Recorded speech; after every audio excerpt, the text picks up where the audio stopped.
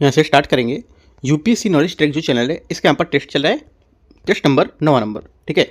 जो पर्यावरण पारिस्थितिकी है, जो इन्वायरमेंट और इकोलॉजी, इसको लेकर के हम लोगों ने टेस्ट स्टार्ट देखा था। टेस्ट स्टार्ट यहाँ पर वो भी इकोनॉमिक इन्वायरमेंट पर था, लेकिन वो स्टैटिक सब उसमें क्वेश्चन थे इसमें, राइट। और यहाँ पे क्या है, यहाँ पर जो रहेगा ये सबके करंट अफेयर से क्वेश्चन होंगे। जो इन्वायरमेंट है, ठीक है, इन्वायरमेंट के करंट अफेयर जो भी आपका अगस्त और सितंबर में यहाँ पर करंट न्यूज़ में थी, उसको लेकर के ये क्वेश्चन है, ठीक है। और मैं इकोनॉमिक का भी दिखा चुका हूँ, अगस्त सितंबर के इंपॉर्टेंट, ऐसे करके जितने भी सब्जेक्ट होंगे सब में अगस्त सितंबर और अभी अक्टूबर नवंबर, ठीक है, उससे पहले के फिर लूँगा जुलाई अगस्त, है ना, मतलब जून जुलाई, ऐसे करके पूरे जितने भी साल है उसका भी कवर कर जाऊँगा। और साथ में जो पूरा साल का भी करंट अफेयर्स को लेकर के एक पूरा वीडियो लेके आऊँगा, जितने भी करंट अफेयर्स होंगे पूरा आपको वहाँ से कवर होंगे। और साथ में एक अच्छी बात और है कि आज मैं आपको लेके आने वाला हूँ जो मंथली यहाँ पर करंट अफेयर्स का क्यूज है, जिसमें आपका नवंबर मंथ का बेस्ट 150 क्वेश्चन मिलेगा आपको, ठीक है। 150 बेस्ट क्वेश्चन मिलेंगे, वो भी आप यहाँ से कवर कर सकते हो। आज यहाँ पे मार्केट में आएगा, लेकिन कल मैं आपको यूट्यूब पे कराऊंगा, ठीक है। तो स्टार्ट करते हैं, फिलहाल यहाँ से देखते हैं अपना 51 नंबर क्वेश्चन से इसको कवर करेंगे, 51 से 100 नंबर क्वेश्चन तक, राइट। देखते हैं यहाँ से 51 है, इसे बोला जैव इथेनॉल और सर्वोच्च न्यायालय, इसको लेकर के टॉपिक है, ठीक है। इस पर क्वेश्चन होगा, सर्वोच्च न्यायालय का जो निर्णय था। देखो इसमें क्वेश्चन बोला है, भारत के इथेनॉल सम्मिश्रण कार्यक्रम और संबंधित कानूनी पहलुओं के संबंध में निम्नलिखित पर विचार करना है। सर्वोच्च न्यायालय ने 20% इथेनॉल मिश्रित पेट्रोल E20 जो कार्यक्रम है, यह कार्यान्वयन है, उसको चुनौती देने वाली जनहित याचिका PIL को खारिज कर दिया था, जिससे क्या इस कार्यक्रम को समर्थन मिला था। पहली बात क्या होगी, पहली बात यहाँ से एकदम करेक्ट है। सेकेंड, E20 इथेनॉल के कारण वाहनों की क्षमता में 6% तक की कमी आ सकती है, जिसे नीति आयोग की रिपोर्ट में उजागर किया गया था। सेकेंड बात भी करेक्ट है इसकी, ठीक है।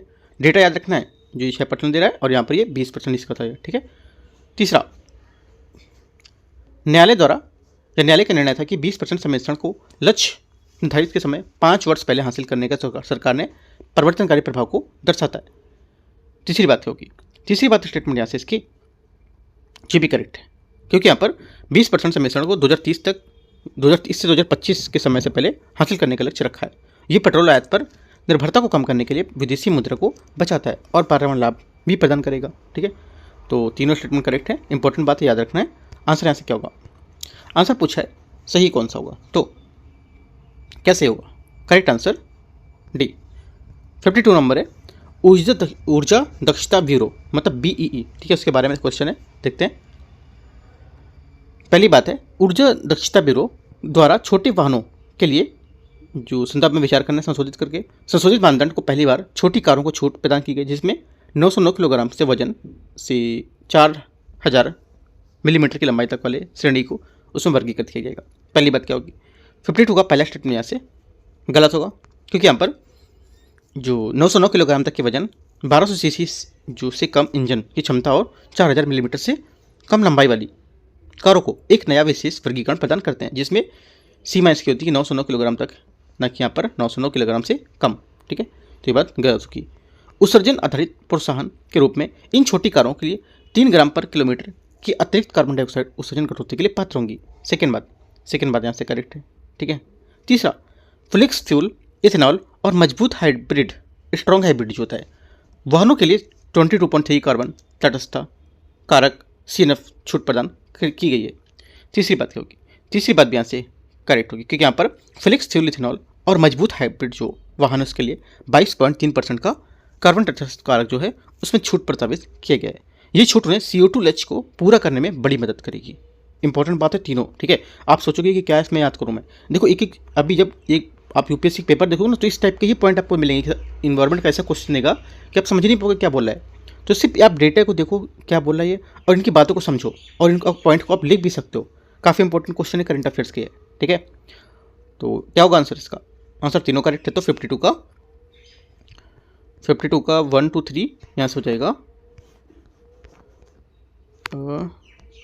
पहला, अच्छा पहला गलत था ना, पहला स्टेटमेंट गलत था, क्योंकि यहाँ पर बोला था कि वर्गीकरण कम को लेकर यहाँ पर 909 किलोग्राम वजन से क्या बोला था, कम, बल्कि 9 किलोग्राम तक बोला था, न कि 9 किलोग्राम से कम, है ना। तो ये बात गलत थी पहली वाली। सेकेंड और थर्ड करेक्ट है, राइट। तो याद रखना है, दूसरी तीसरी बात इसकी क्या करेक्ट है, तो 2 बातें इसकी सही है, राइट। आगे आते हैं क्वेश्चन, वो मैंने ध्यान नहीं दिया कि पहला वाला गलत हुआ था, ठीक है। आगे देखते हैं क्वेश्चन नंबर 53 है ई कचरा पुनर्चक्रण और विस्तारित उत्पादक उत्तरदायित्व ईपीआर, इसके बारे में देखते हैं। भारत में ई कचरा पुनर्चक्रण चुनौती के संबंध में विचार करना है। भारत में ई कचरा उत्पन्न करने वाले प्रमुख धातुएं और मुख्य जो रूप से तांबा, एल्युमिनियम और क्रोमियम है, जिनका पुनर्चक्रण उच्च मूल धातुओं की रिकवरी को धीमा करता है। पहली बात 53 का पहला स्टेटमेंट यहाँ से गलत है। क्यों? क्योंकि भारत में कचरे का सबसे मूल्यवान वस्तु सोना, चांदी, धातु, तांबा, पैलेडियम तथा क्रोमियम में प्रचुरता देना भ्रामक है। इसके अलावा पुनर्चक्रण में अनौपचारिक क्षेत्र को वर्चस्व होगा इसमें, ठीक है, ये बात गलत हो जाएगी इसकी। सेकेंड, ई कचरा प्रबंधन नियम 2022 के तहत विस्तारित है और उत्पादक उत्तरदायित्व ईपीआर ढांचा को निर्माता को पुनर्चक्रण प्रयासों के लिए वित्तीय संसाधन उपलब्ध कराने के लिए बाध्य करेगा। सेकेंड बात क्या होगी? सेकेंड बात सही है। तीसरी, अनौपचारिक क्षेत्र जो इनफॉर्मल सेक्टर होते हैं, ई कचरा प्रबंधन में अकुशलता और अवैज्ञानिक प्रक्रियाओं के कारण प्रमुख बाधा बना हुआ है। ठीक है, बात सही, क्योंकि अनौपचारिक क्षेत्र में ई कचरे को लेकर संसाधित करने और असुरक्षित अकुशल तरीके से मूल्यवान धातुओं की कम वसूली और विषैले पदार्थों में जो पर्यावरण के कारण सार्वजनिक स्वास्थ्य के लिए बड़ी खतरा और बाधा बन सकता है। ठीक है, यह बना हुआ है, ये भी बात क्या है? करेक्ट है। तो देखो, दूसरा और तीसरा बात यहाँ से करेक्ट है, पहली बात गलत थी। आंसर सी यहाँ से सही आंसर है। क्वेश्चन नंबर 54 देखते हैं। 54 है आर्कटिक समुद्री बर्फ पिघलना और जलवायु परिवर्तन, इसको लेकर के आर्कटिक समुद्री बर्फ पिघलने को लेकर हाल ही में अध्ययन को लेकर न्यूज़ में देखा गया था। देखते हैं इसके बारे में क्या है। देखो, ऊपर में टॉपिक भी दिखती है, क्या टॉपिक है, तो आपको टॉपिक भी दूर से समझ आएंगे कि हाँ ये सब टॉपिक मैंने कवर किए हैं, या फिर आप टॉपिक अपने लिख सकते हो। जैसे हर क्वेश्चन को ऊपर यहाँ पर लिखा है ई कचरा को लेकर टॉपिक है, ठीक है, और नीचे से क्वेश्चन स्टार्ट है, तो ऐसे करके मैं दे रहा हूँ। तो देखो, देखते हैं क्वेश्चन में। पहला है, अध्ययन ने पिछले 20 वर्षों में समुद्री बर्फ से पिघलने की गति स्थायी मंदी को उजागर किया है, जो जलवायु परिवर्तन के प्रभावों को कम करने में एक सकारात्मक संकेत देता है। पहली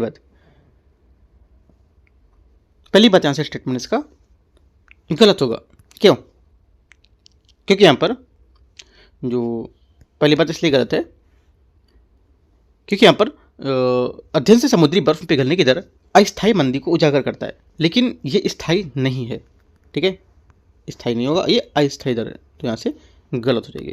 राइट। और वैज्ञानिकों ने चेतावनी दी कि यहाँ पर दीर्घकालिक समुद्री बर्फ का नुकसान और ग्लोबल वार्मिंग भी जारी रहेगी, तो यहाँ से पहली बात इसकी गलत हो जाएगी। ठीक है, आगे देखते हैं। सेकेंड है आर्कटिक समुद्री बर्फ पिघलने की दर 1993 और 2012 के बीच लगभग 1.3 मिलियन वर्ग किलोमीटर प्रति दशक ली थी, लेकिन वर्तमान में यह 0.35 वर्ग किलोमीटर प्रति दशक से भी कम हो गई है। सेकेंड बात क्या होगी? सेकेंड बात यहाँ से करेक्ट, क्योंकि यहाँ पर 1993 से 2012 के बीच जो नुकसान की दर थी 1.3 मिलियन वर्ग किलोमीटर प्रति दशक थी, और रिपोर्ट में आया कि यहाँ पर वर्तमान में 0.35 मिलियन वर्ग किलोमीटर प्रति दशक से भी कम हो गई है ना। तो ये बात अच्छी है हम लोगों के लिए, राइट। तो ये बात सही है। तीसरा, जलवायु परिवर्तनशीलता जैसे प्रशांत दस की तुलन, पैसिफिक डिकेडल ओसिलिफिकेशन समुद्री वर्ष के अस्थायी नुकसान में प्रमुख भूमिका निभाती है। तीसरी बात करेक्ट है, क्योंकि प्रशांत दस की जो यहाँ पर दोलन है, यह प्रशांत महासागर के एक दीर्घकालिक जलवायु पैटर्न होता है, जो वैज्ञानिक मानते हैं और यहाँ पर आर्कटिक मल्टी जो डेकादल ऑसिलेशन है, राइट। और ये जैसी प्राकृतिक जलवायु परिवर्तनशील समुद्री बर्फ की स्थायी है ना, स्थायी नहीं अस्थायी नुकसान में महत्वपूर्ण भूमिका निभाती है। ठीक है, यहाँ पे अस्थायी होगा कि मतलब अस्थायी समुद्री बर्फ के नुकसान में महत्वपूर्ण भूमिका निभाएंगी। राइट, तो आंसर क्या होगा? 2 और 3 इसका करेक्ट है, पहली बात गलत थी। सी नंबर करेक्ट स्टेटमेंट है। क्वेश्चन नंबर 55 है सह्याद्री टाइगर रिजर्व के बारे में बाघों का स्थानांतरण देखते हैं। सह्याद्री के बारे में विचार करते हैं। सह्याद्री टाइगर रिजर्व STR, यह परियोजना उत्तरी पश्चिमी घाट के बाघों की आबादी बढ़ाने के लिए ताडोबा, अंधारी और पेच अभ्यारण्यों से बाघों का स्थानांतरण करने में मंजूरी देती है। पहली बात 55 का पहला स्टेटमेंट यहाँ से करेक्ट है। सेकेंड, सह्याद्री टाइगर रिजर्व को 2010 में अधिसूचित किया गया था और ये महाराष्ट्र, गोवा और कर्नाटक के दक्षिणी क्षेत्रों में बीच आवासों की कनेक्टिविटी बनाए रखने में मदद करता है। सेकेंड बात भी करेक्ट है। तीसरा, पुनर्वास के लिए बाघों के चयन केवल स्वस्थ शिकार आधार वाले बाघों को शामिल किया गया, न कि सॉफ्ट रिलीज वाले बाघों को।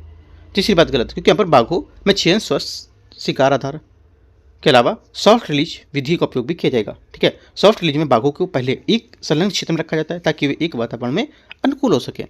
ओनली 1 2 करेक्ट है यहाँ से। आंसर क्या होगा?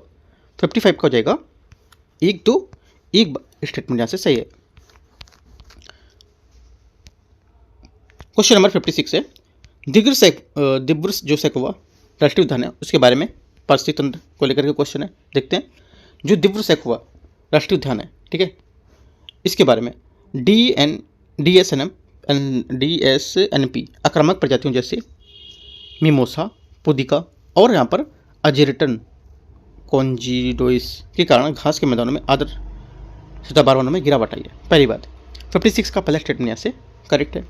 सेकेंड, ये राष्ट्रीय उद्यान 200 से अधिक जंगली जो घोड़े हैं उसका घर है जो द्वितीय युद्ध के पश्चात छोड़े गए जो घोड़े थे उनका वंशज थे। सेकेंड बात क्या होगी? सेकेंड बात यहाँ से 56 की करेक्ट है। तीसरा, इस क्षेत्र में 2000 से 2024 तक केवल घास के मैदानों के क्षेत्र में वृद्धि हुई जबकि सघन वन में आदर जो सदाबहार वन थे वो अस्थिर रहे। ठीक है, स्थिर रहे। तीसरी बात गलत, क्योंकि यहाँ पर अध्ययन से पता चला कि 2000 से 2024 के बीच घास के मैदान और सघन वन में आदर सदाबहार वन तीनों के क्षेत्र में गिरावट देखी गई है, बढ़ोतरी नहीं देखी गई है। ठीक है, मतलब वृद्धि नहीं हुई है। तो 1 2 करेक्ट है। आंसर यहाँ से क्या होगा? आंसर हो जाएगा ये बात सही है। 57 है पर्यावरण लेखा परीक्षण नियम इन्वायरमेंट ऑडिट रूल्स 2025 के बारे में विचार करना है। देखते हैं इसको। इस नियम का मुख्य उद्देश्य प्रदूषण नियंत्रण बोर्ड के क्षेत्राधिकार को कम करके पर्यावरण निगरानी को लेखा परीक्षा को बढ़ाना है। पहली बात 57 का पहली बात यहाँ से गलत है, क्योंकि यहाँ पर नियमों का उद्देश्य राज्य प्रदूषण नियंत्रण बोर्ड के क्षेत्राधिकार को कम करना नहीं बल्कि निजी लेखा परीक्षा के माध्यम से पर्यावरण निगरानी को अनुपालन और मजबूत करना होगा। ये बात गलत हो जाएगी। नियम के तहत निजी एजेंसियों जैसे चार्टर्ड अकाउंटेंट को पर्यावरण लेखा परीक्षा करने के लिए मान्यता प्राप्त करने की अनुमति दी गई है। सेकेंड बात सही है। तीसरी बात देखते हैं। तीसरी बात है ये फ्रेमवर्क ग्रीन क्रेडिट स्कीम जैसे व्यापार योग्य क्रेडिट अर्जित करने के लिए जल प्रबंधन और अपशिष्ट प्रबंधन जैसी गतिविधियों को मदद करेगा। तीसरी बात क्या होगी? तीसरी बात भी सही है। आंसर 2 और 3, पहली बात यहाँ से गलत थी। ठीक है, क्वेश्चन नंबर 58 है आखिरी समुद्री बर्फ का पिघलना।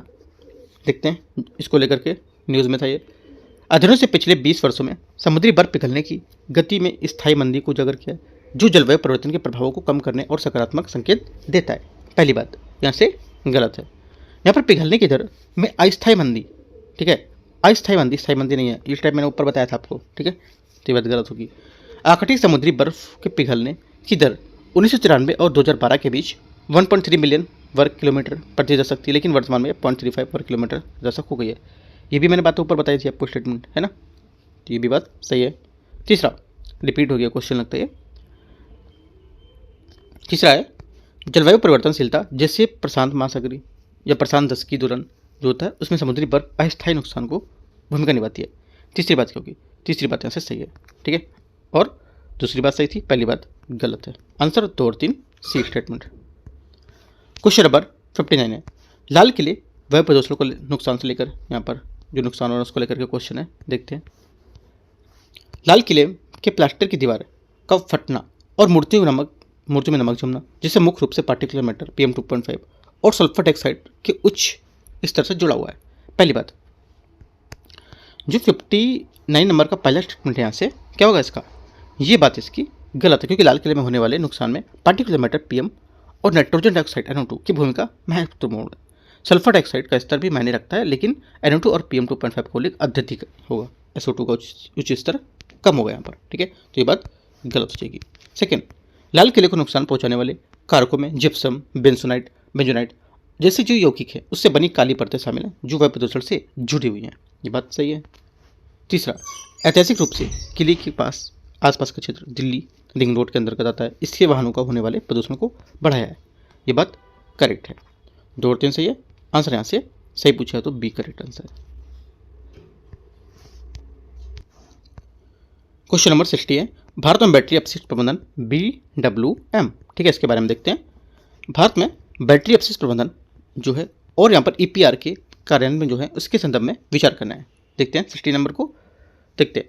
यहाँ पे बोला पहला BWM, BMW में समझना। ठीक है, BWM है राइट, बैटरी में जो अपशिष्ट प्रबंधन है शॉर्ट फॉर्म में इसको बोलते हैं। ठीक है, और यहाँ पर जो प्रस्तावित उत्तरदायित्व हैं इसको लेकर के उसको एपीआर बोलते हैं। तो यहाँ से देखो 2022 में प्रस्तावित उत्पादक उत्तरदायित्व ईपीआर के माध्यम से स्थायी बैटरी प्रबंधन पुनर्चक्रण सुनिश्चित करता है।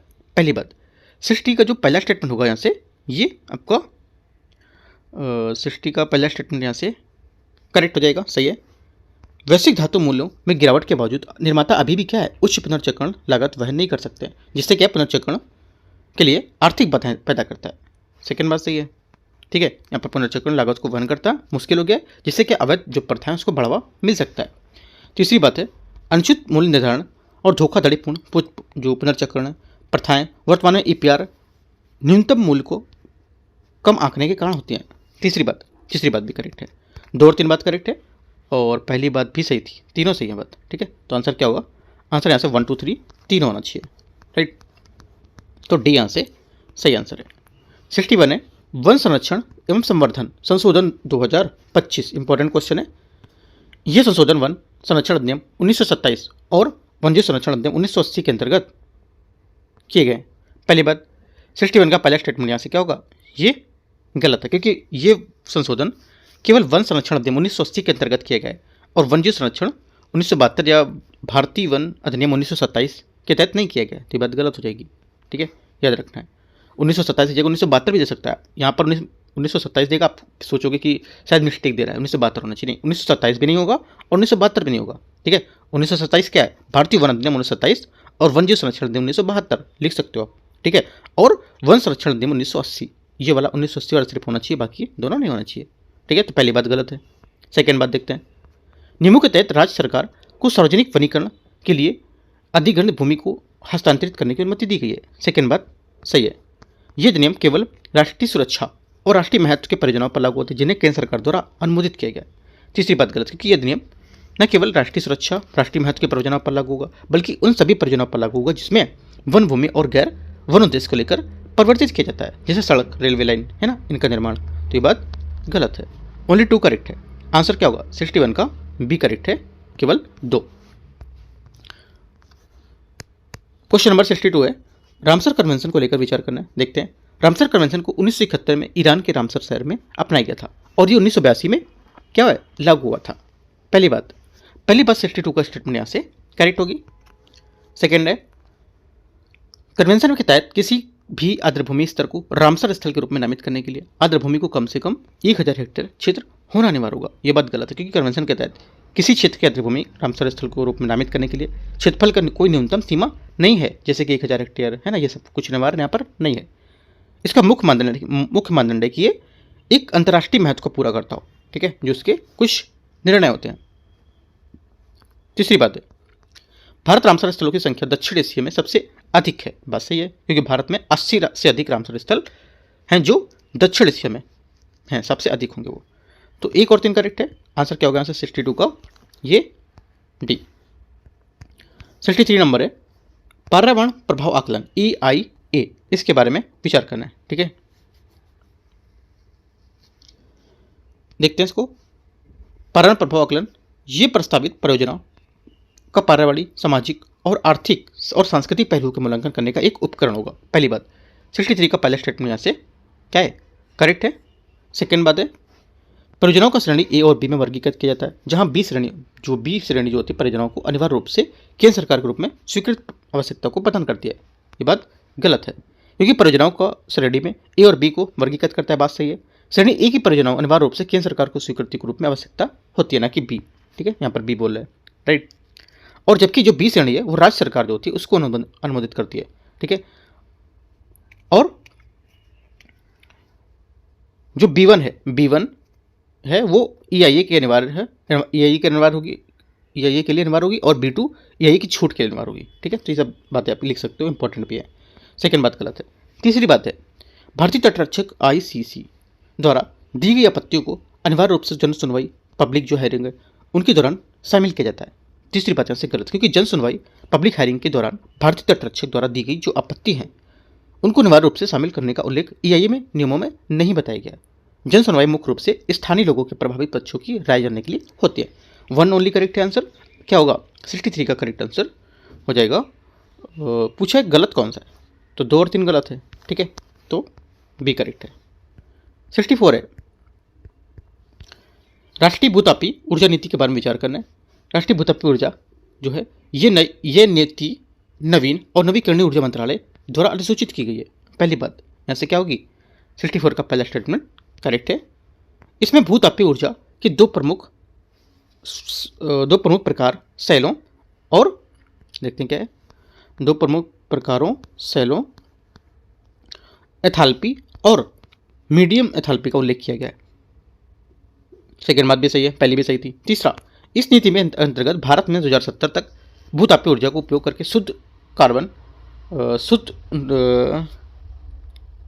शून्य उत्सर्जन नेट जीरो इमिशन को लक्ष्य प्राप्त करने की योजना बनाई है। ये बात गलत है, क्योंकि यहाँ पर 2025 तक लक्ष्य को भूतापी ऊर्जा में उपयोग करके 2070 तक शून्य उत्सर्जन प्राप्त करने की योजना नहीं बना रहा है, बल्कि इसे 2070 तक शुद्ध शून्य का लक्ष्य रखा है, न कि केवल भूतापी ऊर्जा का। ठीक है, तो ये बात गलत हो जाएगी। ओनली 1 2 करेक्ट है। आंसर यहाँ से क्या होगा, बी करेक्ट है। क्वेश्चन नंबर, ग्रीन क्रेडिट कार्यक्रम के बारे में देखते हैं। हरित ऋण कार्यक्रम, यह पर्यावरण और वन जलवायु परिवर्तन मंत्रालय द्वारा सूचित है, जिसका उद्देश्य पर्यावरणीय कार्यक्रम या कार्यों के लिए ग्रीन क्रेडिट जारी करना। पहली बात, 65 का पहला स्टेटमेंट करेक्ट है। कार्यान्वयन राष्ट्रीय हरित अधिकरण एनजीटी द्वारा किया जाएगा, जो विभिन्न क्षेत्रों में पारिस्थितिक रूप से मूल्यवान गतिविधि को प्रोत्साहित करेगा। सेकेंड बात गलत है। ठीक है, क्योंकि इसका कार्यान्वयन भारतीय वानिकी अनुसंधान और शिक्षा परिषद जो है उसके द्वारा किया जाएगा, न कि हरित अधिकरण एनजीटी द्वारा। गलत हो जाएगा। कैप एंड ट्रेड सिद्धांत के तहत वन क्षेत्र से जुड़े ग्रीन क्रेडिट की इकाई एक वर्ष में 5 हेक्टेयर की पुनर्वनीकृत निजी वन भूमि पर लागू होती है। तीसरी बात यहाँ से क्या होगी, गलत है, क्योंकि यहाँ पर जो कैप एंड ट्रेड सिद्धांत का उल्लेख कार्बन उत्सर्जन के संदर्भ में किया जाता है और ग्रीन क्रेडिट कार्यक्रम परिचित रूप से मूल्यवान गतिविधि के लिए ग्रीन क्रेडिट जारी करने के लिए है, ना कि यहाँ पर कैप एंड ट्रेड सिद्धांत पर। तो ओनली 1 करेक्ट हो जाएगा यहाँ से। ठीक है, बाकी दोनों गलत हैं। 65 का आंसर क्या होगा, ये यहाँ से करेक्ट आंसर है। 66 नंबर है, इलेक्ट्रिक वाहन ईवी के बारे में विचार करना है। देखते हैं यहाँ से। पहला, इलेक्ट्रिक वाहनों के ईवी के संदर्भ में देखते हैं। ईवी की तुलना में अंतर्गत आंतरिक दहन इंजन आईसीई वाले वाहन प्रति किलोमीटर लगभग 3 गुना अधिक CO2 सर्जित करते हैं। पहली बात, पहले में से करेक्ट है। सेकेंड, भारत सरकार द्वारा शुरू की गई PMP ई व्हीकल योजना का उद्देश्य ईवी चार्जिंग संरचना और बैटरी निर्माण को समर्थन देना होता है। सेकेंड बात गलत है, क्योंकि यहाँ पर जो PMP ई व्हीकल योजना है, ठीक है, ये इसका उल्लेख किसी भी दस्तावेज में नहीं है। सरकार की भूमिका जो है उसकी योजना में fame 2 faster adoption and manufacturing on hybrid electric vehicle है। इसका फुल फॉर्म होगा फेम 2 है, जो ईवी को बढ़ावा देती है। तो ये बात गलत है, ना कि यहाँ पर इसका कोई उल्लेख दस्तावेज में नहीं है। ठीक है। तीसरा, India electric mobility index IEMI राज्यों में ई मोबिलिटी प्रगति को आकलन करता है, जिससे क्या वर्ल्ड रिसोर्सेज इंस्टीट्यूट इंडिया ने जारी किया है। तीसरी बात ये भी गलत है, क्योंकि यहाँ पर India electric mobility index world resources institute India WRI India द्वारा नहीं, बल्कि यहाँ पर नीति आयोग द्वारा जारी किया गया है। ठीक है, तो तीनों गलत हैं, 2 और 3 गलत हैं। तो आंसर क्या होगा, सही पूछा तो ओनली 1 करेक्ट है। ये यहाँ से आंसर हो जाएगा। ये बात आप एक बात याद रख लो कि 2015 में नीति आयोग का गठन हुआ था और 2025 चल रहा है। 26 में करीब 10 साल, मतलब 25 में 10 साल पूरा हो चुका है इसका। ठीक है, और नीति आयोग पे क्वेश्चन बन सकता है इस बार, राइट, क्योंकि 25 तो पूरा हो चुका है, बन भी सकता है, नहीं बनेगा, लेकिन 10 साल पूरा होने के बाद एक क्या क्वेश्चन बनता है। तो आपको याद रखना, नीति आयोग कोई एक चीज़ आपको पढ़नी, कौन कौन सी रिपोर्ट निकालता है ना, जहाँ पे नीति आयोग है तो उसको आप हाईलाइट करके रखो। ठीक है। क्वेश्चन नंबर 67 है, संयुक्त राष्ट्र खुला समुद्र संधि UN हाई सी ट्रीटी, इसके बारे में विचार करते हैं। इस संधि का उद्देश्य राष्ट्रीय अधिकार क्षेत्र EEZ से बाहर के समुद्री क्षेत्रों में समुद्री जैव विविधता के संरक्षण को सुनिश्चित करना होगा। पहली बात, 67 का जो पहला स्टेटमेंट है यहाँ से ये करेक्ट है। सेकेंड, ये संधि समुद्री संरक्षित क्षेत्रों में निर्माण के लिए एक कानूनी ढांचा प्रदान करेगी, ये भी बात सही है। ये संधि किसी भी युद्धपोत और अन्य सरकारी जो स्वामित्व हैं वाले गैर व्यावसायिक उद्योग हैं या उपयोग हैं उसको संचालित होने के लिए जहाज़ों पर लागू नहीं होती है, ये भी बात सही है। ठीक है, तो सिर्फ 1 2 3 तीनों बातें सही है ना। आंसर क्या होगा, 67 का डी करेक्ट है। 68 देखते हैं, पर्यावरण लेखा परीक्षा नियम 2025 के बारे में। पर्यावरण लेखा परीक्षा को लेकर के नियम 2025 पर्यावरण संरक्षण अधिनियम 1986 के तहत जारी किए गए थे। पहली बात, पहली बात यहाँ से 68 की करेक्ट है।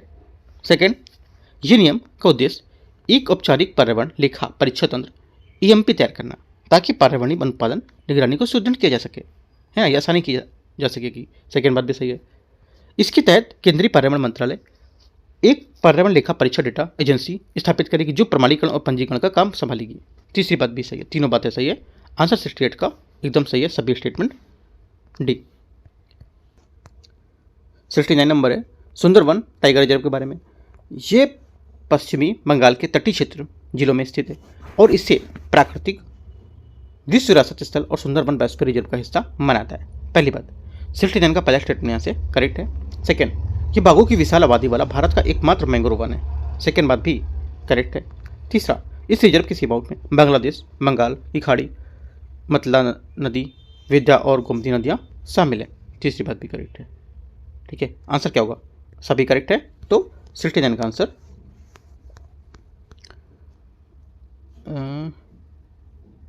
हाँ 69 का आंसर सभी करेक्ट है, तो डी से हो जाएगा।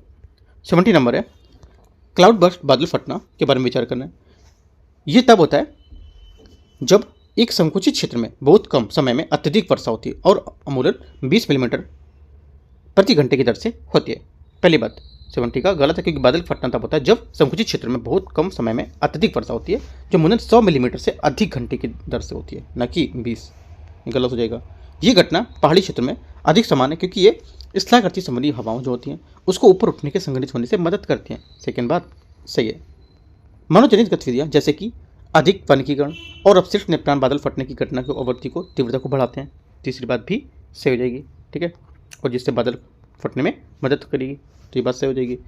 2 और 3 बात सही है। आंसर 70 का जो हो जाएगा बी करेक्ट है। 71 है सतत विकास, सस्टेनेबल डेवलपमेंट के बारे में देखते हैं इसको। संथाली विकास और स्थानीय लोगों की आवश्यकताओं है उसके बीच संभावित टकराव को कम करने के लिए सरकार द्वारा कुछ पहले की गई है। क्या क्या देखते हैं इसको। पहला, पर्यावरणीय प्रभाव आकलन EIA का अनिवार्य अनुप्रयोग। ठीक है, पहली बात क्या होगा? पहली बात यहाँ से देखते हैं, आगे और देखते हैं क्या है। पहली बात वहाँ से जो इसकी थी 71 की वो करेक्ट है। सेकेंड, राष्ट्रीय हरित अधिकरण NGT की तेज प्रक्रिया को तेज करना, है ना। सेकेंड बात क्या होगी? सेकेंड बात भी इसकी सही हो जाएगी, राइट। जिससे क्या होगा, हरित जो अधिकरण की प्रक्रिया तेज करने से पर्यावरणीय जो विवाद है उसको त्वरित समाधान होगा, जिससे स्थानीय लोगों में अधिकारों और संस्थानीय विकास के बीच संतुलन बनाए रखने की मदद मिलेगी। भूमि अधिग्रहण, पुनर्वास और पुनर्स्थापन में उचित जो प्रतिकार पारदर्शिता का अधिकार अधिनियम 2013 ये शामिल होगा। तीसरी बात भी करेक्ट है। ठीक है, यहाँ से क्या होगा, इसके दौरान लोगों को मुआवजा और पारदर्शिता सुनिश्चित करेगा, जिससे क्या होगा, विकास और स्थानीय आवश्यकताओं के बीच टकराव कम होगा। तीनों बातें सही है, आंसर यहाँ से डी करेक्ट है। क्वेश्चन 72 है 72 है मातृ वन योजना पहल। देखते हैं इसको। मातृ वन पहल के बारे में। ये पहल अरावली पहाड़ियों में एक शहरी वन विकसित करने के उद्देश्य से शुरू की गई थी। पहली बात 72 का करेक्ट है। इसका प्राथमिक उद्देश्य शहरी संधारणीयता के लिए पारिस्थितिक कनेक्टिविटी और स्थानीय भागीदारी सुनिश्चित करना। सेकेंड बात भी करेक्ट है। ये एक पेड़ एक माँ कार्यक्रम का हिस्सा होगी, ये भी बात करेक्ट है, जो प्रत्येक माँ और बच्चे के लिए एक पौधा लगाने का प्रोत्साहन करता है। तीनों बातें करेक्ट है, आंसर 72 का सभी सही है, डी। 73 है एतालिन जल विद्युत परियोजना के बारे में विचार करना है। देखते हैं इसको। एतालिन जल विद्युत परियोजना, ये परियोजना दिबांग घाटी अरुणाचल प्रदेश में पूर्वी हिमालय जैव विविधता हॉटस्पॉट का हिस्सा है। ठीक है, पहली बात क्या होगी? पहली बात 73 का यहाँ से स्टेटमेंट करेक्ट है। सेकेंड, इस परियोजना का निर्माण दिबांग घाटी नदी और उसकी सहायक नदियों टेंगोन और टेगोन पर किया जाना है, प्रस्तावित है। सेकेंड बात गलत है, क्योंकि यह परियोजना दिबांग नदी और उसकी सहायक नदी में दिबांग और डरांग, तांगोंग नहीं, कौन सा, दिबांग और डारंग। ठीक है, तो ये बात गलत हो जाएगी, पर किया जाना प्रस्तावित है, ये बात गलत है। तीसरा, ये परियोजना को पूरा करने के लिए वन और जलवायु परिवर्तन मंत्रालय जो होता है इसके लिए मंजूरी देने की सिफारिश की गई है। तीसरी बात यहाँ से सही है। 1 और 3 सही है, आंसर यहाँ से सी करेक्ट आंसर है। 74 है पर्यावरण नियंत्रण बोर्ड। विचार करना है। केंद्रीय प्रदूषण नियंत्रण बोर्ड CPCB का गठन जल प्रदूषण निवारण अधिनियम 1974 के तहत एक संवैधानिक निकाय के रूप में किया गया था।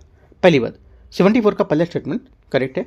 सेकेंड, राज्य प्रदूषण नियंत्रण बोर्ड, स्टेट यहाँ पर जो पोल्यूशन कंट्रोल बोर्ड है, इसकी शक्ति केवल वायु प्रदूषण नियंत्रण अधिनियम के तहत 1981 तक ही सीमित होगी। सेकेंड बात गलत है, क्योंकि यहाँ पर जो जल प्रदूषण नियंत्रण बोर्ड की शक्ति जल अधिनियम 1974 और वायु अधिनियम 1981 दोनों तक यहाँ पर इसकी सीमित होगी, मतलब दोनों के तहत यहाँ पर देखी जाएगी, ना कि इसकी इसी 81 के तहत सीमित होगी। तो ये बात गलत है। तीसरी बात है, न्यायिक आदेशों के तहत प्रदूषण नियंत्रण के लिए पर्यावरण मुआवजा वसूलने का प्रावधान केवल उन उद्योगों पर लागू होगा जो राष्ट्रीय राजधानी क्षेत्र एनसीआर में स्थित है। तीसरी बात भी गलत है, क्योंकि न्यायिक आदेशों के तहत प्रदूषण के नियंत्रण मुआवजा वसूलने का प्रावधान पूरे देश में उन सभी उद्योगों पर लागू होगा जो प्रदूषण फैलाते हैं, न कि केवल एनसीआर में। इंपॉर्टेंट बात है, तो ओनली वन करेक्ट है। आंसर यहाँ से ए सही आंसर हो जाएगा 74 का। 75 देखते हैं। भारत जल प्रबंधन के बारे में विचार करना है। केंद्रीय जल आयोग CWC के अनुसार देश में 340 केंद्रीय राज्य और जल निकायों का संवर्धन का कायाकल्प किया जाना प्रस्तावित है। पहली बात यहाँ से सही है। सेकेंड, जल संसाधन पर स्थायी संसदीय समिति ने एक रिपोर्ट के अनुसार सतही जल स्रोतों को प्रति अधिक झुकाव के कारण भूमि जल आर्थिक, सामाजिक और आवश्यकता का सामना कर रहा है। सेकेंड बात गलत है, क्योंकि यहाँ पर संसदीय समिति की रिपोर्ट के अनुसार भूजल स्रोतों के प्रति अधिक झुकाव के कारण भूजल सामाजिक आर्थिक आवश्यकता का सामना कर रहा है, न कि सतही जल स्रोतों के प्रति अधिक झुकाव के कारण, है ना। इंपॉर्टेंट स्टेटमेंट ध्यान रखना है। तीसरा, ये शक्ति मंत्रालय 2024-25 तक 75% जल निकाय के संवर्धन लक्ष्य को पूरा करने की योजना बना रहा है। तीसरी बात भी गलत है, क्योंकि यहाँ पर 2024-25 तक 75% जल निकाय को संवर्धन के लक्ष्य को पूरा करने की योजना नहीं बना रहा है, बल्कि 2026 तक जल निकायों की संख्या 375 तक बनाने की योजना है। ये स्टेटमेंट गलत होगा। ओनली वन करेक्ट है। 75 का स्टेटमेंट क्या होगा, पूछे गलत कौन सा होगा, 2, 3, तो सी करेक्ट है। 76 है, राष्ट्रीय बायो फाउंड्री नेटवर्क के बारे में, बायो ई नीति उसके बारे में, बायो 3 नीति ये उसके बारे में देखते हैं। राष्ट्रीय बायो फाउंड्री नेटवर्क का प्राथमिक कार्य सफल प्रूफ ऑफ कॉन्सेप्ट परियोजना को व्यावसायिक प्रौद्योगिकी में परिवर्तित करने में सहायता करेगा। पहली बात, 76 का पहला स्टेटमेंट यहाँ से करेक्ट है। बायो नीति का लक्ष्य 2030 तक भारत की जैव अर्थव्यवस्था को दोगुना करना, घर के औसत पर 3000 बिलियन अमेरिकी डॉलर तक ले जाना। सेकेंड बात भी सही है।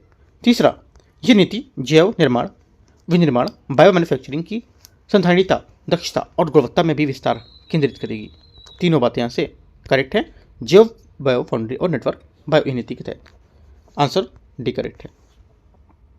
क्वेश्चन नंबर 77 देखते हैं।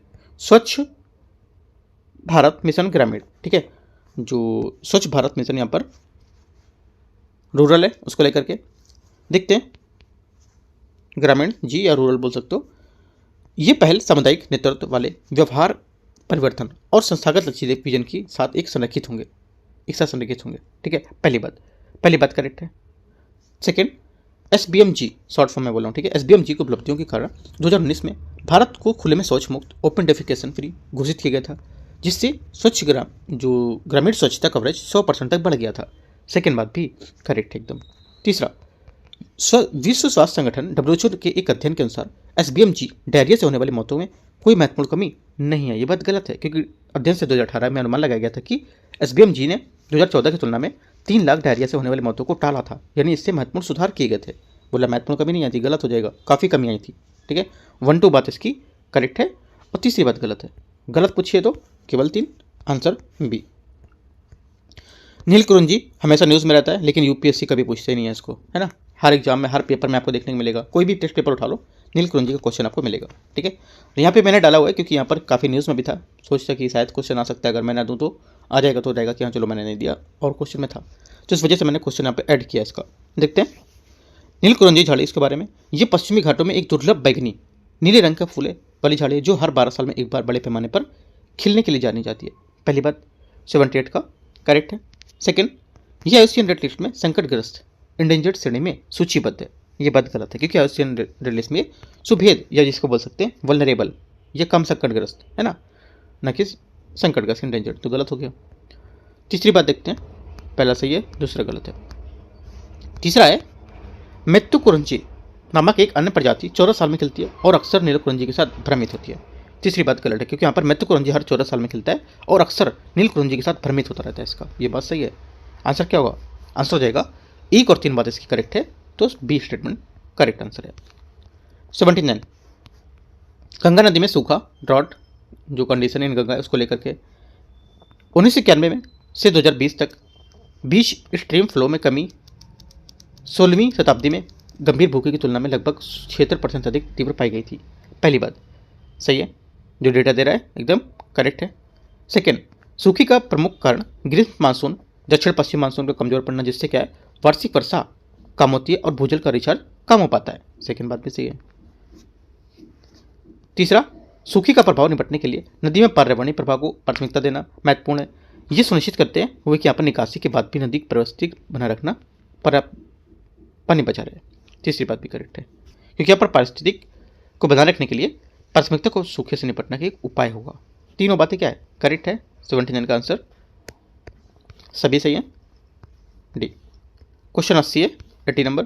COP30 वैश्विक उत्सर्जन, COP30 बेलम ब्राजील और वैश्विक उत्सर्जन के संबंध में विचार करते हैं। देखते हैं।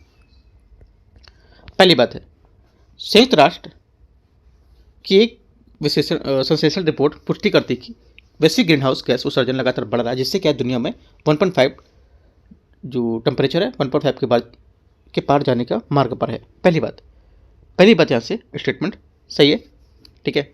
दूसरा, वैश्विक मीथेन उत्सर्जन केवल जीवाश्म ईंधन से होता है, जिसमें कृषि क्षेत्र और कोई महत्वपूर्ण योगदान नहीं होता है। यह बात गलत है, क्योंकि वैश्विक मीथेन उत्सर्जन कृषि जैसे धान की खेती, पशुधन और जीवाश्म ईंधन दोनों से होता है।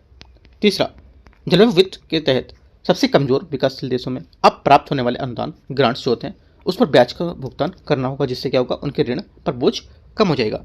ये बात भी सही है, ये बात गलत है, सही नहीं है, क्योंकि यहाँ पर जलवायु वित्त के तहत सबसे कमजोर देश अब प्राप्त होने वाले जो वित्त है उस पर ब्याज का भुगतान कर रहे हैं, जो एक समस्या है उनके ऋण के बोझ को गहरा कर रहा है, कम नहीं कर रहा है।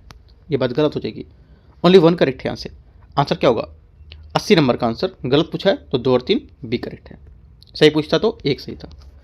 क्वेश्चन नंबर 81 है ग्रीन टेक्नोलॉजी और ग्रामीण रोजगार। देखते हैं इसको।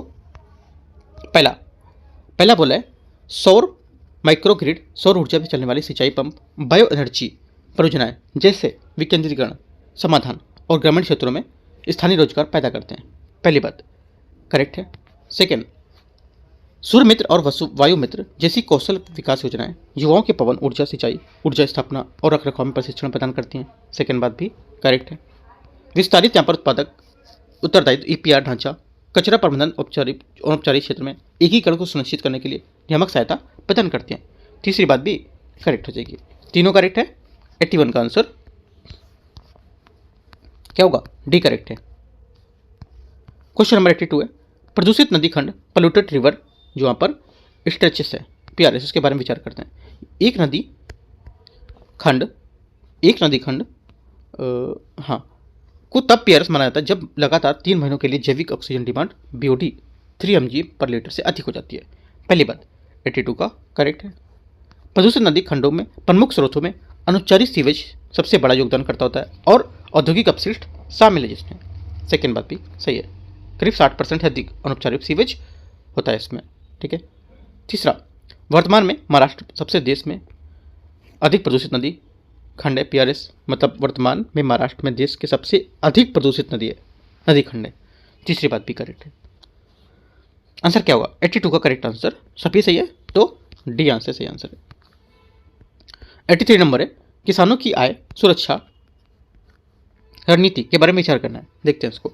फसल बीमा और जलवायु स्मार्ट कृषि के माध्यम से जोखिम न्यूनीकरण करना होगा, ठीक है। पहली बात क्या है 83 का पहला स्टेटमेंट यहाँ से सही है, क्योंकि फसल बीमा डिजिटल सार्वजनिक जो संरचना है और जलवायु स्मार्ट कृषि है उसके माध्यम से जोखिम न्यूनीकरण एक रणनीति होगी। कटाई के बाद मूल संवर्धन या पोस्ट हार्वेस्ट वैल्यू पर ध्यान केंद्रित करना होगा। सेकेंड बात भी सही है।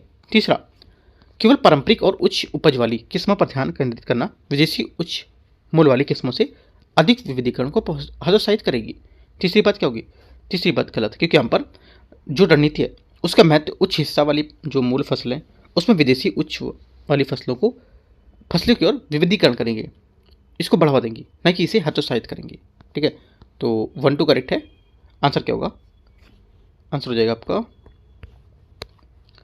कौन सा सही है, तो बी यहाँ से करेक्ट आंसर है 1 2, ठीक है। क्वेश्चन 84 देखते हैं। 84 है ग्रेट निकोबार द्वीप परियोजना के बारे में विचार करना है। ये परियोजना नीति आयोग द्वारा ग्रीनफील्ड पोर्ट, अंतर्राष्ट्रीय हवाई अड्डा और विद्युत संयंत्र विकास पर केंद्रित होगा। पहली बात सही है, क्योंकि यहाँ पर अंतर्राष्ट्रीय यहाँ पे जो ट्रांसशिपमेंट पोर्ट 450 MVA गैस आधारित विद्युत संयंत्र होगा और ये एक अंतर्राष्ट्रीय हवाई अड्डा में शामिल होगा। सेकेंड बात है, ये द्वीप विश्व भर में स्तर पर जैव विविधता के लिए महत्वपूर्ण है, क्योंकि यहाँ पर इसके 85% से अधिक भूभाग पर गैलाथिया राष्ट्रीय उद्यान का आवरण किया गया है। सेकेंड बात गलत है, क्योंकि जो गैलाथिया राष्ट्रीय उद्यान है इसका आवरण द्वीप 85% से अधिक भूभाग पर नहीं बल्कि ये जैव विविधता हॉटस्पॉट का एक हिस्सा है, गलत हो जाएगा। तीसरा, इस द्वीप की सामरिक स्थिति मलाक्का जो डेल्टा मरुमध्य है, ठीक है, उसके नज़दीक है, जो वैश्विक व्यापार और भारत में समुद्री सुरक्षा के लिए महत्वपूर्ण होगा। तीसरी बात भी करेक्ट है। आंसर क्या होगा? 1 और 3 बात करेक्ट है, दूसरी बात इसकी गलत होगी। ठीक है, आंसर क्या होगा? सी यहाँ से करेक्ट आंसर है। देखो यहाँ पर जो आपको मिस्टेक कुछ लगा करे तो यहाँ पर इंग्लिश वर्ड भी दे रखा है, जैसे मलाका दे रखा है, मलाका नहीं मलक्का होता है, तो हिंदी में मलाका ही बोलते हैं, लेकिन यहाँ पर जो इंग्लिश है इसको मलक्का बोलते हैं इसमें। ठीक है, तो इंग्लिश वर्ड भी यहाँ पर कुछ कुछ मैंने दे रखे हैं, जो डाउट होते हैं उसको देख लिया करो। 85 है राज्य ऊर्जा दक्षता सूचकांक SEEI, राज्य ऊर्जा दक्षता सूचकांक 2024 के संबंध में विचार करना है। ये सूचकांक राज्य सरकारों के ऊर्जा दक्षता कार्यक्रम के प्रदर्शन आकलन को मूल्यांकन करता है। पहली बात करेक्ट है। सेकंड, सूचकांक राज्यों वाले केवल 3 श्रेणियों में वर्गीकृत करता है। क्या करता है? केवल 3 श्रेणी में वर्गीकृत करता है, जैसे फ्रंट रनर्स, अचीवर्स और कंटेंडर्स। ठीक है, तो सेकंड बात गलत, क्योंकि यहाँ पर सूचकांक में 4 श्रेणी में वर्गीकृत करता है। फ्रंट रनर 60 से अधिक, अचीवर्स 50 से 60 और कंटेंडर्स जो होते हैं 30 से 50 और गैर एस्पिरेंट्स जो होते हैं 30 से कम। ठीक है, तो इस चारों आप लिख सकते हो। ये सेकंड बात गलत है। कर्नाटक, आंध्र प्रदेश, हरियाणा और तेलंगाना जैसे राज्य फ्रंट रनर श्रेणी में आज शामिल होते हैं या आते हैं। तीसरी बात करेक्ट है। ठीक है, तो आंसर क्या होगा? 1 और 3 सही है ना? क्या सही है? 85 में पहला सही था और तीसरा सही था, राइट। तो आंसर क्या होगा? पूछा क्या गलत पूछा है? अच्छा ठीक है, गलत पूछा है तो 2 यहाँ से गलत है, केवल सी। क्वेश्चन नंबर 86 है बांध सुरक्षा, डैम सेफ्टी, बांध सुरक्षा को लेकर के विचार करना है। देश में 11,000 से अधिक बांध 50 से 100 वर्ष पुराने और 224 बांध 100 वर्ष से अधिक पुराने हैं। पहली बात 86 का करेक्ट है डेटा। घास जमाव जो होता है, सेंडिमेंटेंस जो होता है, इसी कारण कई बड़े जलाशय की भंडारण क्षमता 50% से अधिक कम हो गई है। ठीक है, 50% से अधिक से कम हो गई है। तो क्या होगा? सेकंड बात करेक्ट है। तीसरा, बांध सुरक्षा अधिनियम 2021 के तहत अनिवार्य सुरक्षा ऑडिट और लागू कार्रवाई सुनिश्चित करने के प्रावधान शामिल है। तीसरी बात भी करेक्ट है, जिससे क्या होगा? इसके अनुपालन करने में सुनिश्चित प्रावधान शामिल होगा और इनका अनुपालन करेगा। क्या होगा? तीनों बातें करेक्ट है। आंसर यहाँ से इसका, वैसे क्वेश्चन पूछेगा नहीं इस पर, तो आंसर क्या होगा? डी यहाँ से करेक्ट है। न्यूज़ में था तो मैंने आपको यहाँ से कराया है। ठीक है, क्वेश्चन नंबर 87 है मानसून संबंधित चरम मौसमी घटनाएं, उसको लेकर के क्वेश्चन है। देखते हैं 87 को। पहली बात, मानसून की जो सामान्यीकृत अनियमितता और वर्षा, स्थानिक और अस्थायी परिवर्तनशीलता भारत में भूजल जल भरत को रिचार्ज को कमजोर करती है। पहली बात 87 का पहला स्टेटमेंट यहाँ से करेक्ट होगा। ठीक है, दूसरा, भारत में कृषि योग्य भूमि का लगभग 40% भाग अनिश्चित मानसून वर्षा और जल भंडार की कमी को से प्रभावित होगा। ठीक है, सेकंड बात क्या होगी? सेकंड बात यहाँ से इसकी ये भी करेक्ट है। तीसरा, ला नीना जैसी शीतकालीन मौसमी घटनाएं वर्षा और बाढ़ की तीव्रता के माध्यम से चरमघोषी घटना पर बढ़ाती हैं। तीसरी बात यहाँ से गलत, क्योंकि यहाँ पर ला नीना एक भूमध्य रेखीय प्रशांत क्षेत्र की घटना है जो भारत में बेहतर मानसून वर्षा से जुड़ी हुई है। यह आमतौर पर सूखे को कम करती है और बाढ़ की घटनाओं को बढ़ाती है, ना कि शीतकालीन मौसमी घटना को। ओनली 1 2 करेक्ट है। आंसर यहाँ से बी करेक्ट आंसर है। क्वेश्चन नंबर 88 है 1997 के क्योटो प्रोटोकॉल के संबंध में अंतर्राष्ट्रीय न्यायालय ICJ है, उसके नवीनतम महत्वपूर्ण स्पष्टीकरण के संबंध में विचार करना है। 2016 में पेरिस समझौते के लागू होने के बाद क्योटो प्रोटोकॉल का अस्तित्व समाप्त हो गया था। यह कम से कम वह निष्क्रिय हो गया था। पहली बात गलत है, क्योंकि यहाँ पर पेरिस समझौते के लागू होने के बाद क्योटो प्रोटोकॉल का अस्तित्व समाप्त नहीं हुआ था। दोनों समझौते समानांतर रूप से मौजूद थे, लेकिन पेरिस समझौता अधिक व्यापक था और क्योटो प्रोटोकॉल बाद में अवधि को कवर करता था। तो ये बात गलत हो जाएगी। सेकंड बात है ICJ का यह निर्णय पहली बार है कि जब पेरिस समझौते के बाद अवधि को क्योटो प्रोटोकॉल की कानूनी स्थिति पर कोई अधिकारिक दावा किया गया है। बात गलत है, क्योंकि अंतर्राष्ट्रीय जो न्यायालय है ICJ, इसने 2024 में जलवायु परिवर्तन को सलाहकार राय दी थी, जिससे यह स्पष्ट किया गया था कि पेरिस समझौता लागू होने के बाद क्योटो प्रोटोकॉल कानून रूप से लागू होगा, यह लागू रहेगा। हालांकि यह पहली बार नहीं था। इस मुद्दे पर आधिकारिक तौर पर चर्चा हो चुकी है पहले भी, कानूनी विशेषज्ञों और संबंधित पक्षों द्वारा पहले इसकी विचार किया जा चुका था। दोनों बातें गलत है। आंसर यहाँ से सही पूछा है तो कोई सही नहीं है, डी यहाँ से करेक्ट आंसर है। क्वेश्चन नंबर 89 है, पारिस्थितिक संवेदनशील क्षेत्र ESZ के संबंध में विचार करना है। देखते हैं 89 को। पहली बात है यहाँ से ESZ को जैव विविधता अधिनियम 2002 में परिभाषित किया गया है। पहली बात यहाँ से इसका गलत है, ठीक है। ESZ को पर्यावरण संरक्षण अधिनियम 1986 के तहत परिभाषित किया गया, ना कि 2002 के तहत जैव विविधता में। ये वे क्षेत्र रहते हैं जिसमें अद्वितीय पर्यावरण संसाधन है, जिनके संरक्षण पर विशेष ध्यान देने की आवश्यकता होती है। सेकेंड बात सही है। पारिस्थितिक संवेदनशील क्षेत्रों में विचार वन्यजीव संरक्षण रणनीति 2002 के दौरान सामने आया था। तीसरी बात क्या होगी? तीसरी बात यहाँ से ये भी सही है, ठीक है। आंसर 2 और 3 करेक्ट है। सही आंसर क्या होगा? 2 बातें इसकी सही है। क्वेश्चन नंबर 90, ब्लू ड्रैगन्स के संबंध में विचार करना है। देखते हैं। ये एक छोटे प्रकार के समुद्री स्लग है जो समुद्र की सतह पर रहते हैं और धाराओं के साथ बहते रहते हैं। पहली बात 90 का स्टेटमेंट क्या होगा? यहाँ से करेक्ट है। सेकेंड, ये जेलीफिश खाते हैं, ये भी बात सही है, क्योंकि यहाँ पर वे मुख्य रूप से पुर्तगाली मैनवार जैसे समुद्री जीवों को खाते हैं, जो कि जेलीफिश की एक प्रजाति है। वे आमतौर पर समशीतोष्ण जल में पाए जाते हैं, है ना। तीसरी बात भी क्या है? तीसरी बात भी करेक्ट है। तीनों बातें करेक्ट है। आंसर क्या होगा? तीनों सही है। Question number 91, sustainable forest finance SFF 2025 की रिपोर्ट के बारे में विचार करना है। ये रिपोर्ट केवल अंतर्राष्ट्रीय सार्वजनिक वित्त प्रवाह पर केंद्रित है। पहली बात 91 का पहला स्टेटमेंट यहाँ से गलत है, क्योंकि अब ये रिपोर्ट अंतर्राष्ट्रीय और घरेलू, सार्वजनिक और निजी दोनों तरह के वन वित्त प्रवाह पर केंद्रित होगी। 2023 में वनों की कुल वित्त का 90% से अधिक जो है 90% से अधिक हिस्सा घरेलू सार्वजनिक व्यय का था। सेकेंड बात क्या होगी? पहली बात सही हो गई और सेकेंड बात यहाँ से गलत होगी, क्योंकि यहाँ पर 2023 में कुल वन वित्त का $84 बिलियन का लगभग 89% घरेलू सार्वजनिक व्यय पर था और $75 बिलियन था, वो 90% से अधिक नहीं था। ये बात गलत हो जाएगी। तीसरा, रिपोर्ट में कहा गया है कि निवेश की जरूरतें 2050 तक लगभग $500 बिलियन तक पहुंच जाएंगी। ये बात सही है, ठीक है। आंसर क्या होगा? आंसर हो जाएगा आपका पहला गलत था, ठीक है, दूसरा भी गलत था, तीसरा सही है। तो आंसर क्या हो जाएगा? केवल 3 सही है। तो यहाँ से जो करेक्ट आंसर हो जाएगा आपका सी, यहाँ से सही आंसर है, ठीक है। क्वेश्चन नंबर 92 है, जैविक विविधता पहुंच और लाभ साझाकरण विनियमन 2025 बायोलॉजिकल डाइवर्सिटी, उसको लेकर के क्वेश्चन है। देखते हैं। ये विनियमन जैविक संसाधनों में संबंधित डिजिटल अनुक्रम जानकारी जो होता है उसको अपने दायरे में शामिल करता है। पहली बात 92 का करेक्ट है। सेकेंड, इसमें लाभ साझाकरण की राशि उत्पाद की एक्स फैक्ट्री बिक्री मूल्य सेल प्राइस पर आधारित है, जिसमें सरकारी कर शामिल होंगे।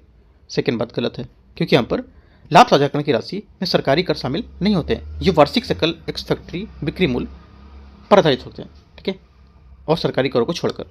तीसरा, उच्च संरक्षण वाले जो यहाँ पर उच्च संरक्षण वाले जैविक संसाधनों के लिए लाभ साझाकरण की राशि नीलामी या बिक्री राशि के 5% से कम नहीं होगी। तीसरी बात क्या होगी? तीसरी बात स्टेटमेंट यहाँ से इसकी गलत है, क्योंकि यहाँ पर लाभ साझाकरण की राशि नीलामी या बिक्री मूल्य से प्राप्त होने वाले लाभ के 5% से कम नहीं होगी, ठीक है। तो ये बात क्या होगी? गलत हो जाएगी। ओनली 1 करेक्ट है। आंसर यहाँ से इसका स्टेटमेंट ए करेक्ट हो जाएगा। इसका जो पहला स्टेटमेंट है वो इंपॉर्टेंट है ना, दूसरा भी इंपॉर्टेंट है, तीसरा इतना इंपॉर्टेंट स्टेटमेंट नहीं है इसका, है ना। तो 2 स्टेटमेंट आपको अच्छे से पता होना चाहिए वाले। क्वेश्चन नंबर 93 है, जिला बाढ़ गंभीरता सूचकांक डिस्ट्रिक्ट फ्लड जो यहाँ पर सेवरिटी इंडेक्स DFSI के बारे में विचार करना है। ये सूचकांक केवल बाढ़ के होने वाली मौतों और चोटों की कुल संख्या पर ध्यान रखता है, ठीक है। पहली बात क्या होगी?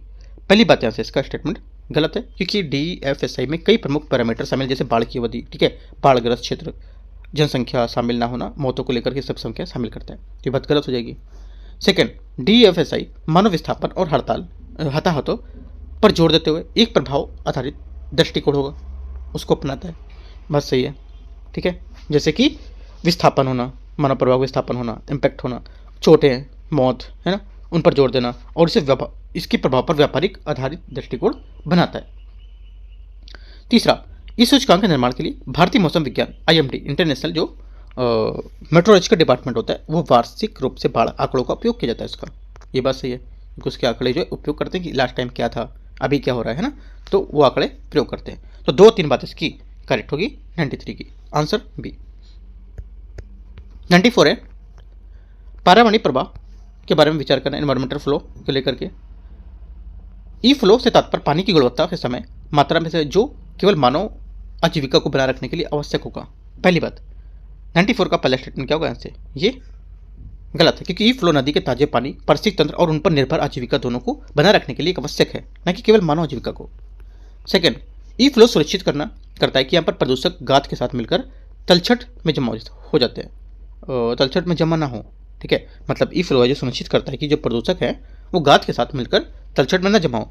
सेकेंड बात गलत है, क्योंकि जो ई फ्लो है ये न्यूनतम जल प्रवाह सुनिश्चित करके नदी के स्वस्थ बनाने के लिए यहाँ पर नदी की जो स्व सफाई है वो क्षमता को बहाल करता है, लेकिन इसका मुख्य उद्देश्य प्रदूषक जमाव सुनिश्चित करने के बारे में नहीं है। ठीक है, ये बात गलत है। इसका उद्देश्य क्या होगा कि यहाँ पर जो न्यूनतम जल प्रवाह को सुनिश्चित करके नदी के स्वास्थ्य बनाना ये। ठीक है, तीसरा, ये जलीय जैव विविधता की सुरक्षा करता है, क्योंकि ये लंबी दूरी की मछली और जलीय प्रजातियों के आवास के प्रजनन को इस लेकर स्थल को समर्थन करता है। ये बात सही है, जिससे क्या होगा, ये लंबी दूरी मछली और यहाँ पर जलीय प्रजातियों की आवास को, प्रजनन को, चक्र को सुरक्षित रखेगा, है ना, इसलिए महत्वपूर्ण होगा ये। तो क्या होगा आंसर? केवल 3 करेक्ट है, तो आंसर बी आंसर सही है। 95 नंबर है, UNDP इक्वेटर इनिशिएटिव अवार्ड के बारे में विचार करना है, यूनाइटेड नेशन डेवलपमेंट प्रोग्राम। ये पुरस्कार संयुक्त राष्ट्र विकास कार्यक्रम UNDP के तहत आयोजित किया जाता है। पहली बात, 95 का जो पहला स्टेटमेंट है यहाँ से बोला कौन सा इसमें सही नहीं है। ठीक है, पहली बात स्टेटमेंट यहाँ से सही है। दूसरा, इसे जैव विविधता संरक्षण के लिए नोबेल पुरस्कार के रूप में जाना जाता है, ये भी बात करेक्ट है।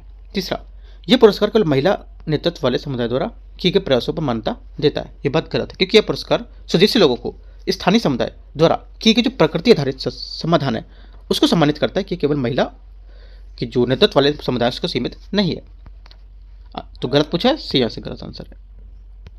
96 है, NV स्टेट्स इंडिया 2025 पर्यावरण सांख्यिकी प्रकाशन के बारे में विचार करना है।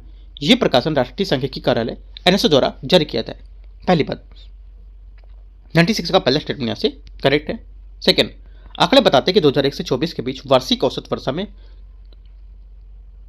दीर्घकालिक ऊपर की ओर रुझान, लॉन्ग टर्म जो अपवर्ड है ट्रेंड स्पष्ट रूप से दिखाई देता है। सेकेंड बात गलत होगा, क्योंकि प्रकाशन नोट करता है कि 2001 से 24 के बीच कुल वार्षिक वर्षा में कोई स्पष्ट दीर्घकालिक ऊपर नीचे की ओर रुझान नहीं है, केवल 10 साल दर साल भिन्नता देखी जाती है।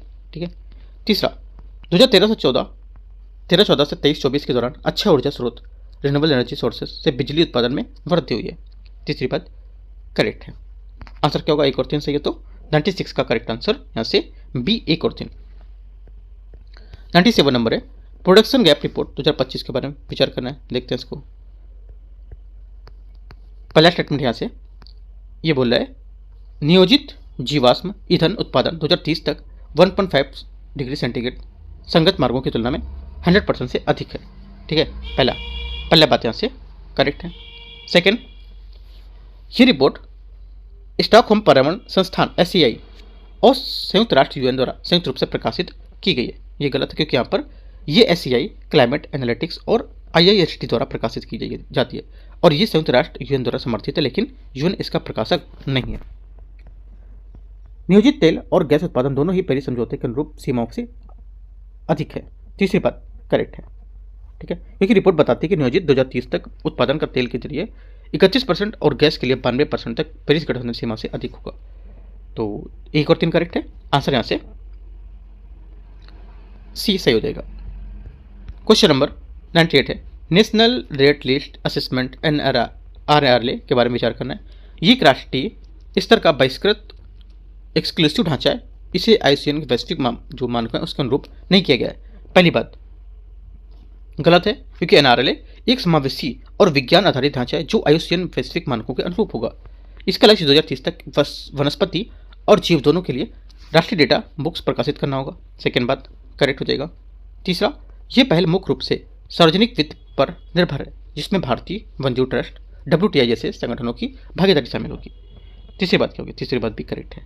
आंसर 2 और 3 सही है, तो सही पूछा है, करेक्ट आंसर सी।